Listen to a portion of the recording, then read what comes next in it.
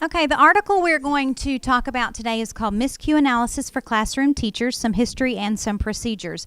This is part of your October reading, so you can check this off your list. Of course, we're going to read it as a professional article, so if you will just kind of skim the different parts, and then we're going to talk about it together.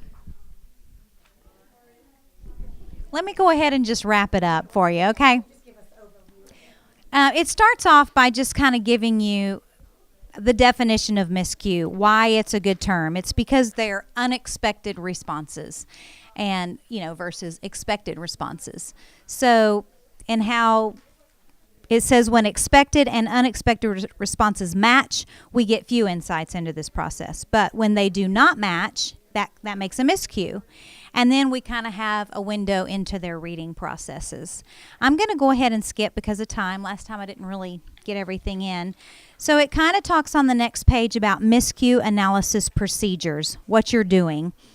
Prior to reading, you want to tell the student that, what you're doing. Tell them you're not going to cue them. I'm not going to give you a word if you miss it, and so that they'll understand, and that just kind of puts them at ease. It says that there are different kind of miscues, high quality and low quality, basically. And it gives you 4 examples. If you will look, I'm trying to see page numbers. There's 3 examples on this page. And then there's a 4th example on the next page. And so those that are high quality, basically, they result in syntactic and semantic acceptability. In just regular teacher terms, some of the miscues are miscues that are changing the comprehension, changing the meaning of the passage, and other miscues, low quality miscues, are miscues that do not change the meaning. And so knowing the difference as teachers would really help us, right? If they're making lots of miscues that change the meaning, then that is something totally different than changing fish to goldfish, as we saw before. Don't really change. Or if a student was making up words. Have you ever heard students do that? Yeah, well, that's definitely would be higher quality than lower quality.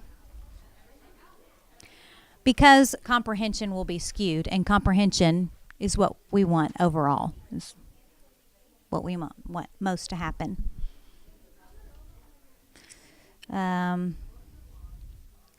The last part talks about the interrelationship of the cueing system and the reading strategies.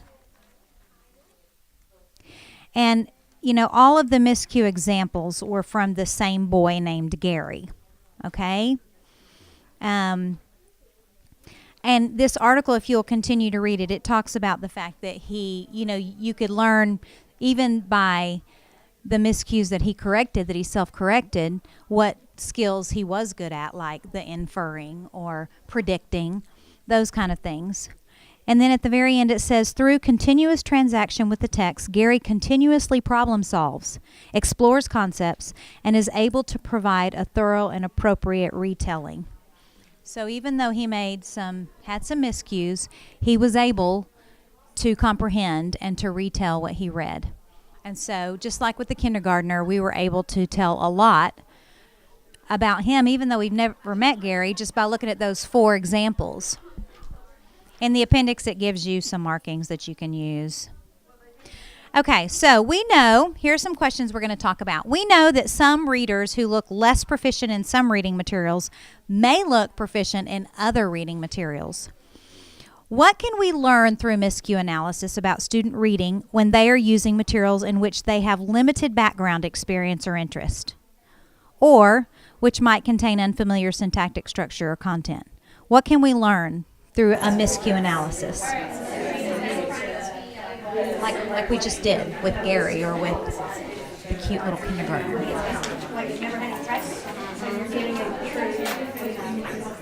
Because they haven't had any practice, we're getting a true picture of who they are. Yeah. So you'd see them use those strategies more if it's completely unfamiliar. When it's completely unfamiliar, we're seeing them use the strategies that they're good at. and noticing which ones they're not good at. Except trial and harder to figure out. It's totally unfamiliar. Right, because like with the kindergartner, when he went back, the first time he read it, we noticed what mistakes, and even though he wanted to go and reread the whole thing, the second time he reread it, he didn't have any miscues, did he? So we wouldn't really learn as much from that. What role should miscue analysis play in the reading curriculum? What do you think? And to what extent?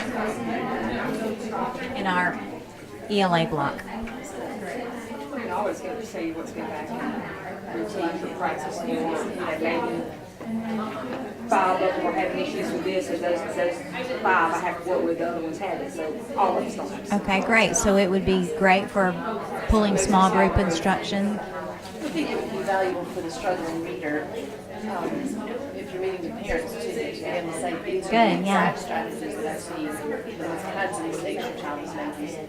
Okay, it would be good for parent conferences. At back to school night, when your child is reading, if he makes a mistake, if he does return to the meeting, the story, just let it go. Don't interrupt their reading for that. Okay, very good. That's good.